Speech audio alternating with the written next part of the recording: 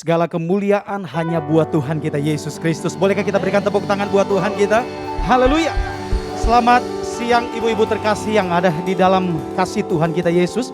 Kita bersyukur karena hari ini kita boleh bergabung bersama-sama dalam ibadah online Women in Christ. Hari ini kita bersuka cita dalam Tuhan sebab kebaikan Tuhan sungguh sempurna dalam hidup kita.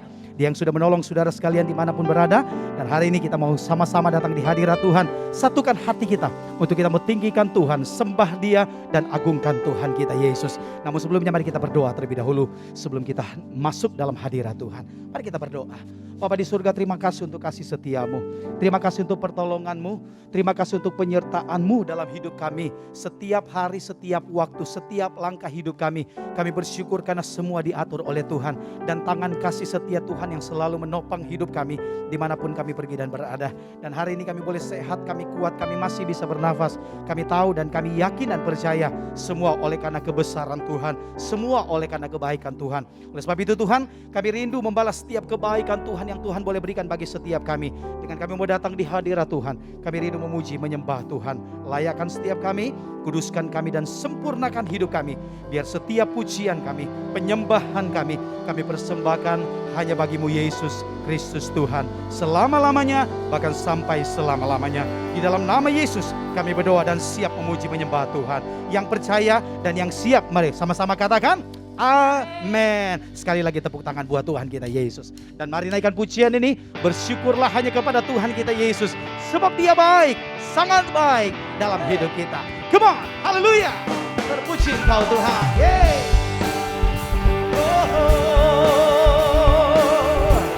Kami bersyukur Tuhan. Ini pujian kami. Ini lidah dan mulut kami mengagung-agungkan Engkau Tuhan. Sama-sama katakan pujian ini. Haleluya, ku memujimu Tuhan. Karena kasih-Mu tak berkesudahan. Biar yang bernafas memuji Sang Raja. Di atas gunung dan di dalam samudra. Tanganku ku angkat padamu, mensyukuri rahmat yang Kau beri. Kakiku melompat bagimu, sebab rahmat-Mu baru setiap hari. Mari bersyukurlah, oh bersyukurlah kepada Tuhan. Sebab Dia baik, sebab Dia baik. Bahwasanya untuk selamanya kasih setianya, kasih setianya. Semua na na na na na na, amin. Na na na na na na, na na na na na na na, na na na na na, na na na na na na, na na na na na na, na na na na na na. Mari sekali lagi katakan haleluya, ku memujimu Tuhan. Karena kasih-Mu tak berkesudahan. Biar yang bernafas memuji Sang Raja. Di atas gunung dan di dalam samudra. Tanganku ku angkat padamu, mensyukuri rahmat yang Kau beri. Kakiku melompat bagimu, sebab rahmat-Mu baru setiap hari. Mari bersyukur, bersyukurlah, bersyukurlah kepada Tuhan. Sebab Dia baik, sebab Dia baik. Bahwasanya untuk selamanya kasih setianya. Sekali lagi bersyukurlah kepada Tuhan. Sebab Dia baik, sebab Dia baik. Bahwasanya untuk selamanya kasih setianya, kasih setianya. Oh, haleluya. Sebab kasih setiamu tidak pernah berubah Tuhan. Dulu, sekarang, bahkan sampai selama-lamanya. Sebab itu tangan kami terangkat kepadamu. Bersama-sama katakan, tanganku ku angkat padamu, mensyukuri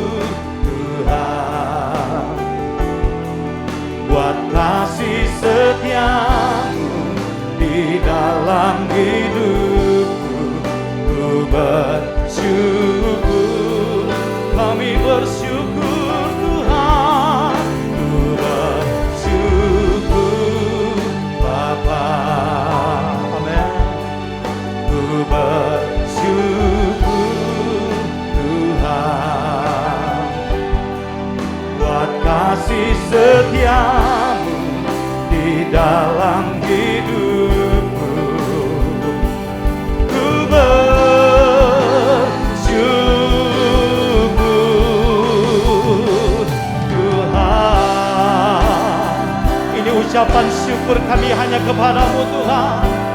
Haleluya. Glory bagi namamu Yesus Tuhan. Oh, kami bersyukur, kami bangga kami punya Engkau dalam hidup kami Tuhan. Oh, haleluya. Boleh sama-sama katakan, oh, tak ada lembah kelam yang tak ku lewati tanpa hadirmu. Amin. Hatiku takkan gentar, sebab ku tahu tangan-Mu yang menopangku. Sekali lagi, tak ada lembah kelam yang tak ku lewati tanpa hadirmu. Yesus Tuhan, hatiku takkan gentar, aku tahu tangan-Mu yang menopangku. Amin. Kaulah Yesus, Kaulah Tuhan, harapanku percaya. Kaulah Yesus, Kaulah Yesus, Kaulah Tuhan, harapan hidupku.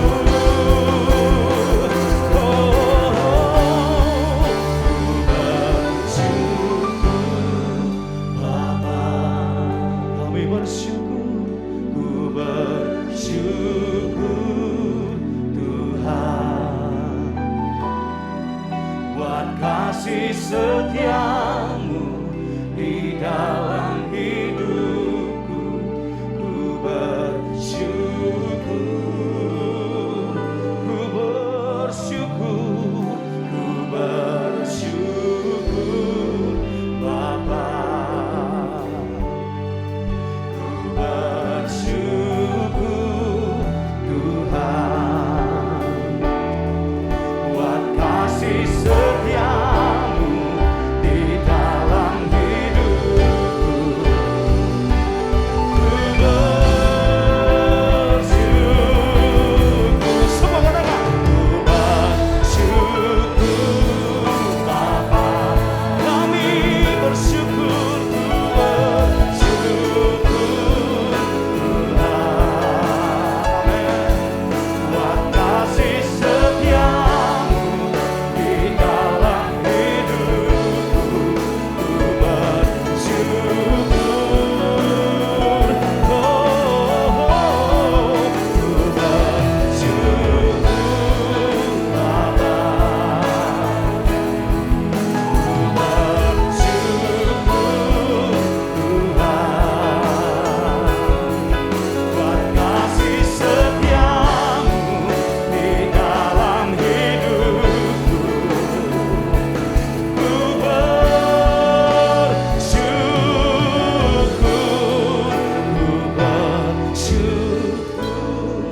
kami bersyukur Tuhan, kami bersyukur. Sebab Engkau ajaib, Engkau dahsyat dalam hidup kami.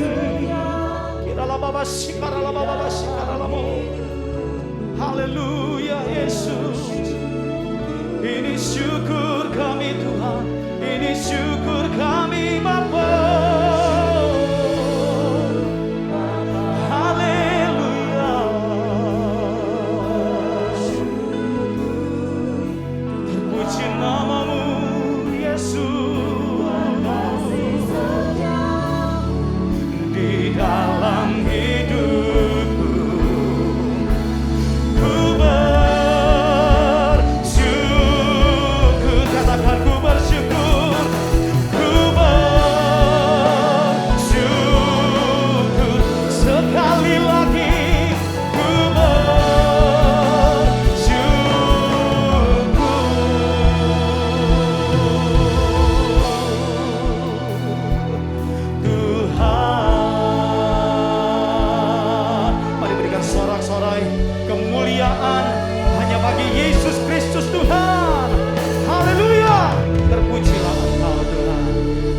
Haleluya. Haleluya. Amin.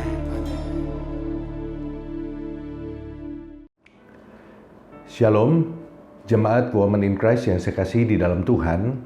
Bagaimana kabar saudara semua? Saya berdoa supaya kita semua dalam keadaan yang baik, selalu di dalam perlindungan dan penyertaan Tuhan. Nah, hari ini kita bertemu lagi di dalam ibadah online. Dan sebelum kita mendengarkan firman Tuhan, saya ingin mengajak kita untuk menghampiri Tuhan di dalam doa.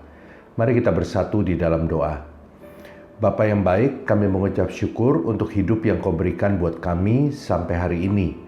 Kami sangat menyadari bahwa hidup kami ada di dalam tangan Tuhan. Dan kalau hari ini kami masih ada, semua karena pemeliharaan Tuhan.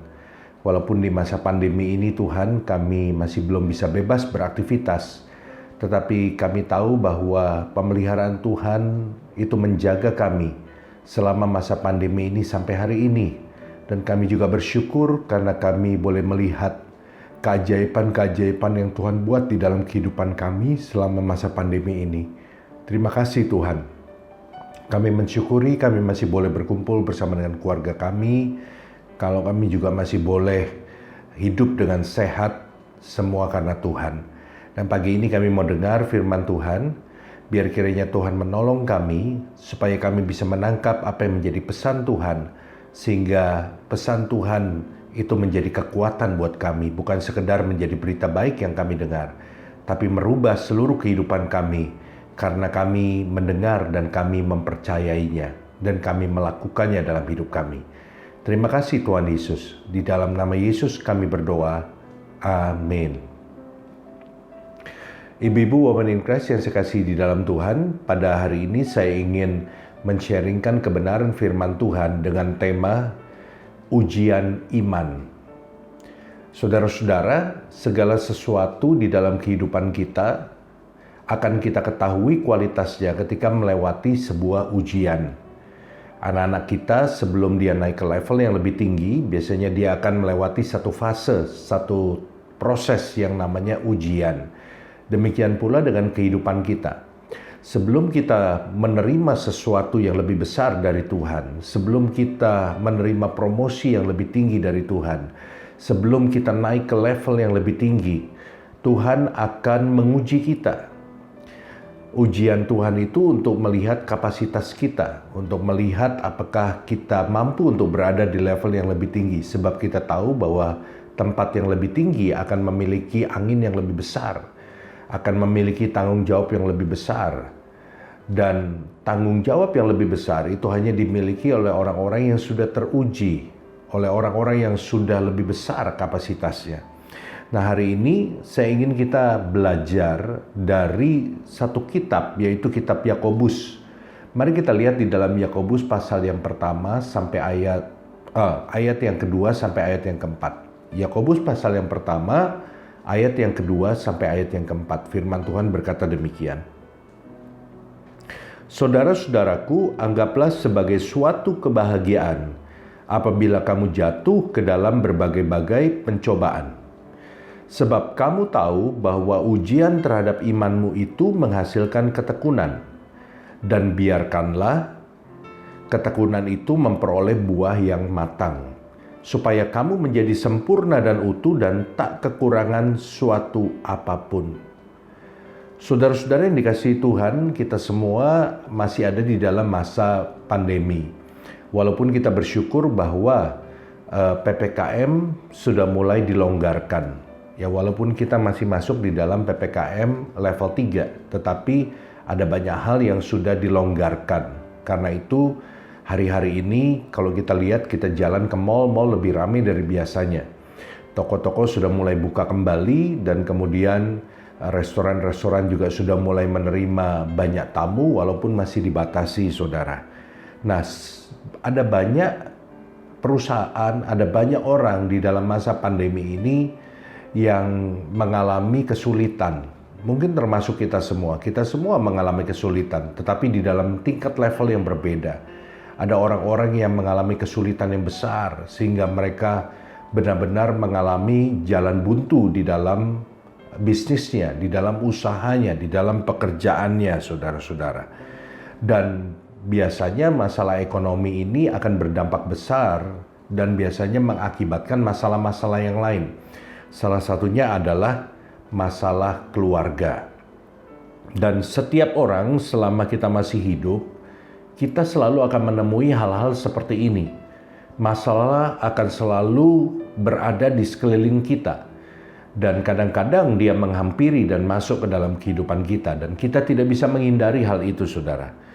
Saudara-saudara yang dikasihi Tuhan, tetapi kita melihat di dalam Yakobus pasal yang pertama ini, ayat yang kedua, itu dibuka dengan satu kalimat yang mengagetkan. Karena dikatakan apa? Anggaplah sebagai suatu kebahagiaan apabila kamu jatuh ke dalam berbagai-bagai pencobaan. Kayaknya ayat ini ngeledek kita gitu. Kok waktu kita mengalami masalah, waktu kita ada di dalam pencobaan, kita disuruh menganggapnya satu kebahagiaan. Kok seakan-akan kayaknya Tuhan senang gitu ngelihat kita di dalam pergumulan. Bukan begitu, saudara. Ayat ini berkata, anggaplah sebagai suatu kebahagiaan kalau kita jatuh di dalam berbagai pencobaan, kalau kita mengalami masalah, kalau kita mengalami berbagai tantangan di dalam kehidupan kita. Karena ternyata di balik pencobaan yang kita alami, di balik masalah yang kita hadapi, di balik tantangan yang mungkin tidak bisa kita tolak, tidak bisa kita hindari, ternyata mengandung sesuatu pelajaran, mengandung sesuatu kebaikan, saudara.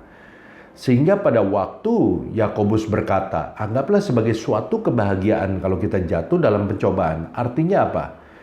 Kita adalah orang-orang yang mendapatkan kesempatan untuk mendapatkan satu pelajaran yang berharga, untuk mengalami sesuatu yang besar, untuk mengalami sesuatu lompatan, untuk naik ke level yang lebih tinggi melalui media yang namanya pencobaan. Ini maksudnya.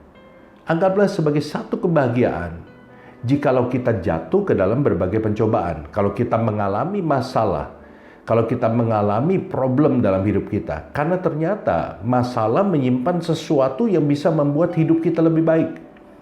Masalah itu mengandung sesuatu yang bisa membuat hidup kita berada di tempat yang lebih tinggi.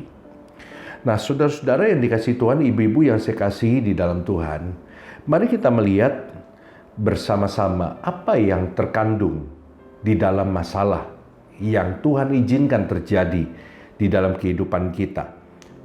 Melalui ayat yang tadi kita baca, kita akan melihat paling tidak ada 3 hal. Ada 3 hal yang terkandung di dalam pencobaan yang bisa membuat hidup kita lebih baik, sehingga Yakobus berkata, berbahagialah ketika kita jatuh ke dalam berbagai pencobaan. Yang pertama, ternyata masalah itu menjadikan iman kita kuat.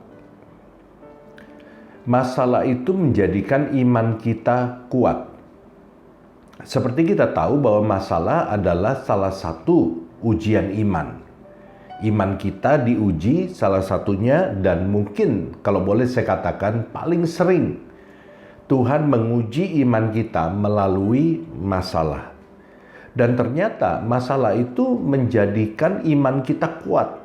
Masalah itu melatih otot iman kita. Saudara-saudara, otot kita itu tidak bisa kuat dengan sendirinya.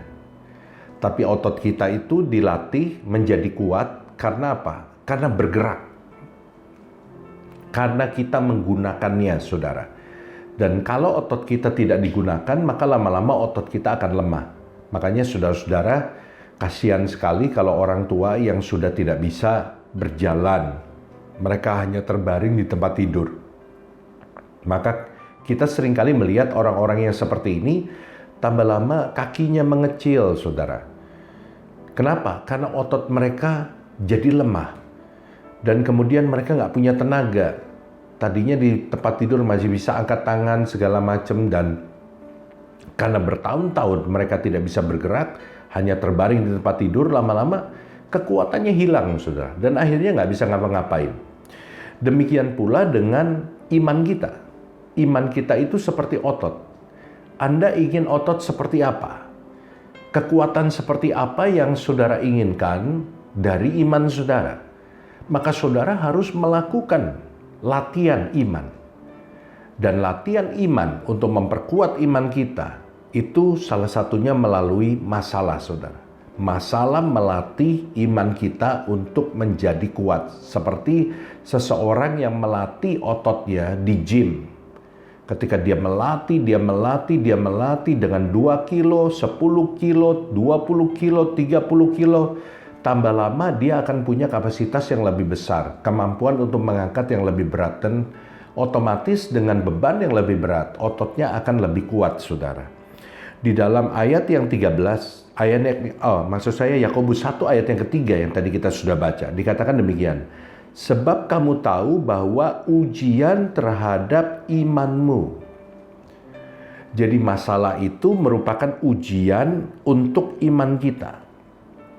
Karena itu ibu-ibu yang saya kasih di dalam Tuhan, jangan cepat-cepat menengking masalah yang terjadi yang Tuhan izinkan untuk ada di dalam kehidupan saudara. Karena seringkali Tuhan mengizinkan masalah itu untuk tujuan yang baik. Pasti kalau Tuhan yang mengizinkan, itu untuk tujuan yang baik. Bukankah Alkitab berkata, Allah turut bekerja dalam segala sesuatu untuk mendatangkan kebaikan bagi mereka yang mengasihi Dia. Allah turut bekerja di dalam segala sesuatu. Artinya ketika Allah mengizinkan masalah terjadi, Allah mengizinkan sesuatu terjadi dalam hidupmu, Allah turut bekerja di situ. Saudara tidak pernah berjalan sendirian. Dalam segala sesuatu artinya apa? Sesuatu yang saudara anggap buruk, kalau Allah izinkan itu untuk mendatangkan kebaikan. Allah menggunakan itu semua.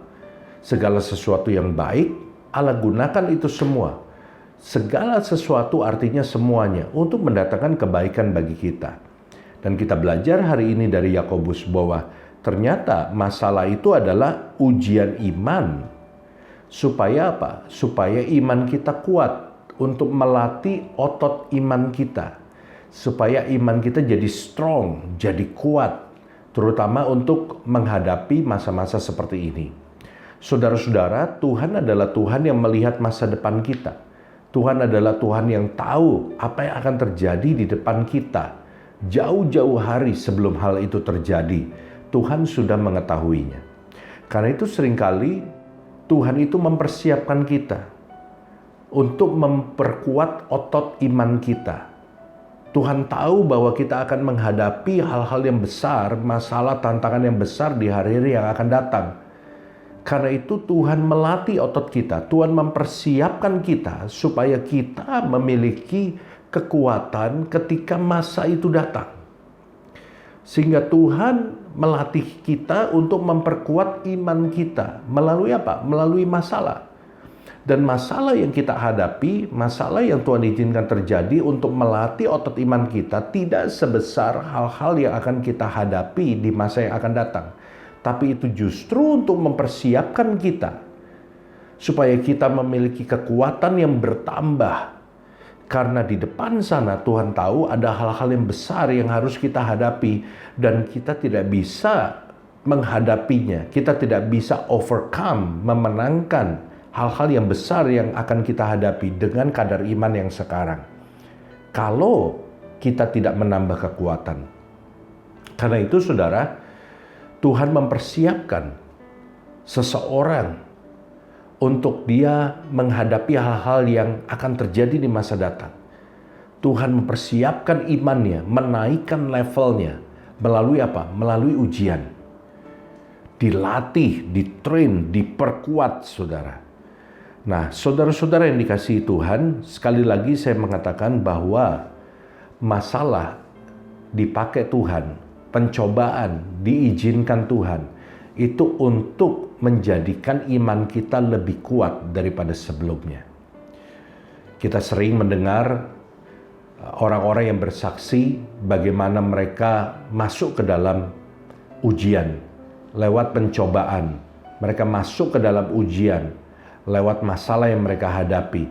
Dan akhirnya mereka berkata apa? Puji Tuhan, saya sekarang menjadi lebih kuat. Puji Tuhan, saya sekarang bisa menjadi lebih beriman dibandingkan dengan sebelumnya.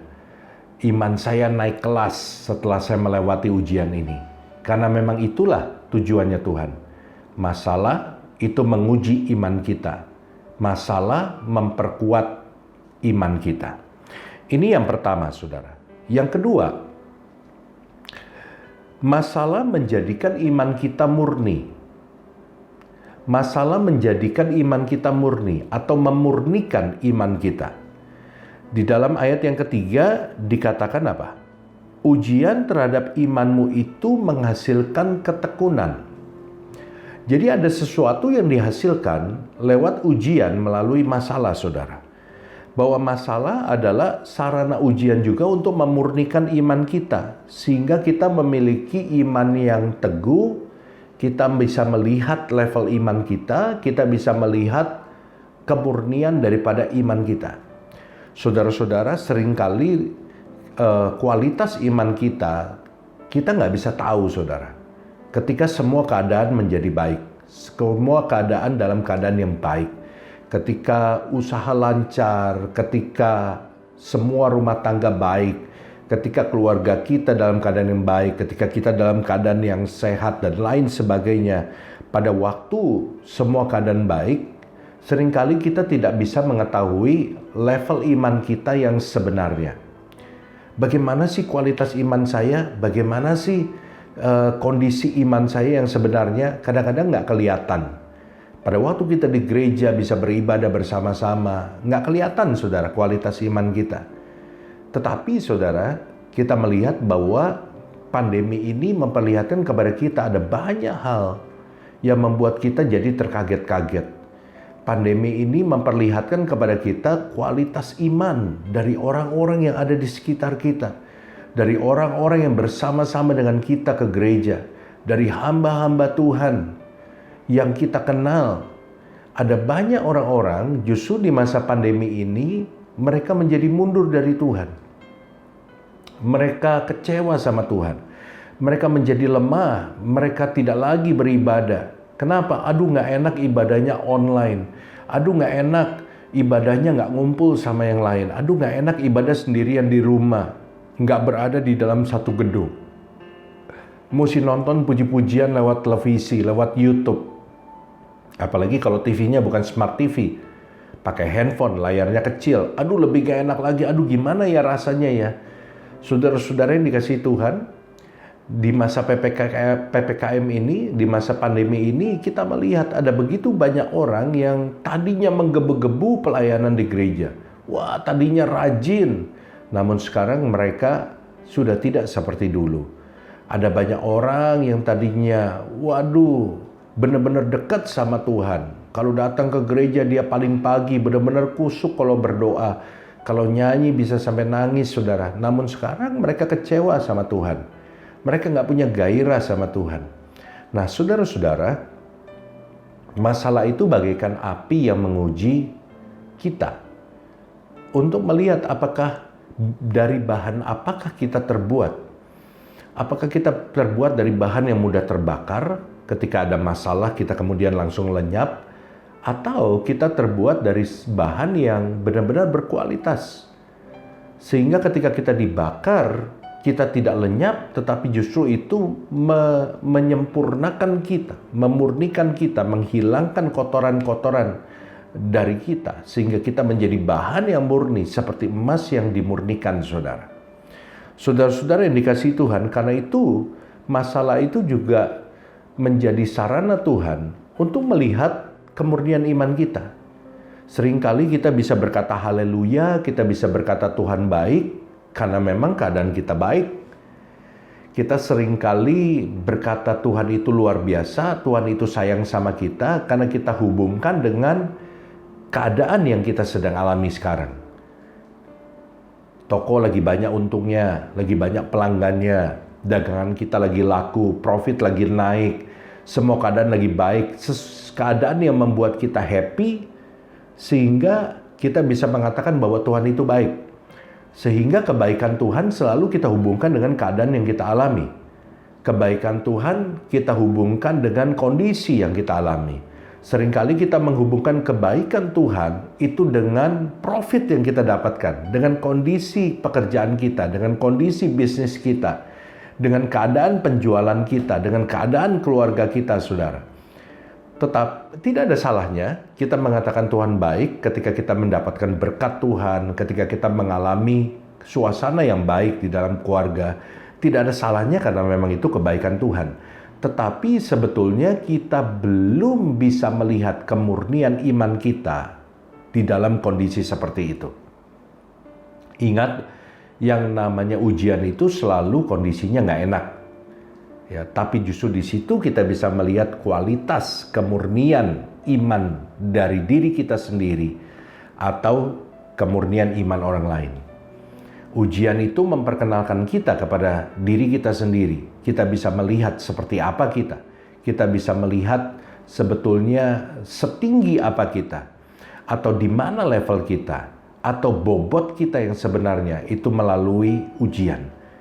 Nah, masalah itu memperlihatkan kepada kita kemurnian iman kita. Pada waktu masalah terjadi, apakah saudara masih bisa berkata Tuhan itu baik? Apakah saudara masih bisa berkata, Tuhan engkau luar biasa, padahal engkau lagi dikejar-kejar oleh debt collector yang nagih utang? Apakah saudara tetap bersuka cita? Apakah di masa pandemi ini saudara tetap berkata, Tuhan itu luar biasa? Saudara tetap mengikut Tuhan. Walaupun saya tidak bisa pergi ke gereja, tapi saya tetap beribadah kepada Tuhan. Saya tetap mencari Tuhan dengan sungguh-sungguh. Saya tetap menyembah Tuhan, saya tetap rajin beribadah, saya nggak akan pernah bolos beribadah, walaupun harus melihat ibadah itu mengikuti ibadah secara online. Saya tidak akan mundur.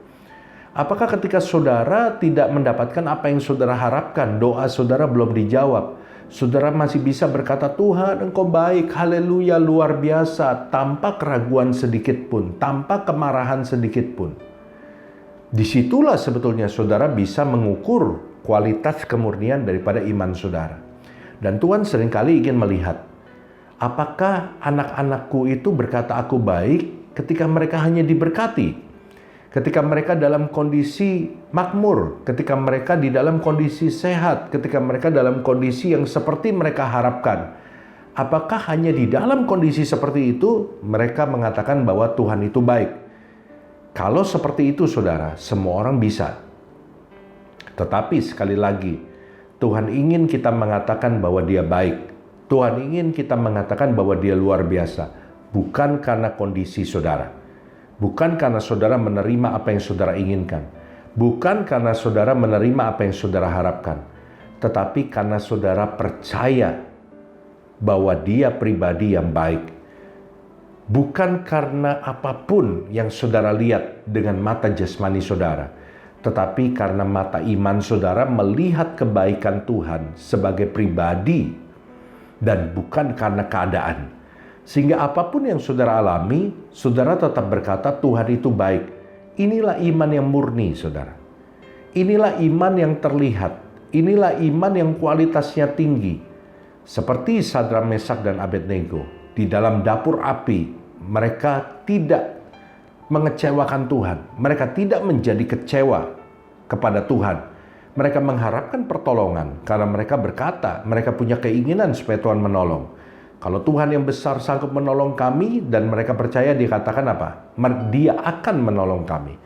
Tapi kalaupun tidak, nah di sini kualitas kemurnian iman mereka nampak. Kami tidak akan menyembah kepada Tuanku Raja. Daniel, walaupun harus dimasukkan ke dalam gua singa, dia tidak kecewa, dia tidak marah sama Tuhan. Saudara-saudara yang dikasihi Tuhan, bagaimana kualitas iman saudara hari ini? Bagaimana kemurnian iman saudara hari ini? Apakah saudara masih berkata Tuhan baik? Apakah saudara masih menaruh kepercayaan dan pengharapanmu kepada Tuhan di dalam masa seperti ini? Mungkin hari ini ada di antara saudara yang sedang susah secara keuangan. Bisnis saudara mengalami kemerosotan. Bukan hanya menurun, tapi terjun bebas saudara. Dan kemudian dalam keadaan seperti itu, mungkin saudara tertimpa musibah yang lain. Mungkin saudara sakit atau mungkin saudara punya mertua atau punya orang tua yang sedang sakit sehingga saudara merasa bahwa masalah kok nggak berhenti datang bertubi-tubi dalam hidup saudara. Yang satu belum selesai datang lagi yang lain, yang satu belum selesai timbul lagi yang lain. Apakah dalam kondisi seperti itu saudara bisa berkata Tuhan kau baik? Walaupun masalahku belum selesai, tetapi hari ini aku hidup dan aku punya kekuatan untuk berdiri di tengah-tengah masalah yang bertubi-tubi, dan aku tahu bahwa kalau aku masih bisa berdiri, aku masih bisa kuat di dalam masalah yang bertubi-tubi. Ini berarti Tuhan menyertai aku dan aku bisa menang. Tuhan tidak membiarkan aku, Tuhan menguatkan kakiku, dan aku akan memenangkan masalah ini. Aku akan memenangkan pertandingan ini. Aku akan memenangkan tantangan ini. Wah, kalau saudara punya iman yang seperti itu, luar biasa. Berarti masalah memperlihatkan kepada saudara kemurnian iman saudara. Masalah memperlihatkan kepada Tuhan kemurnian iman saudara. Dan saya percaya kalau orang-orang seperti itu, Tuhan akan segera menolong saudara. 1 Petrus pasal yang pertama ayat 6 sampai ayat yang ke-7. Bergembiralah akan hal itu, sekalipun sekarang ini kamu seketika harus berduka cita oleh berbagai-bagai pencobaan.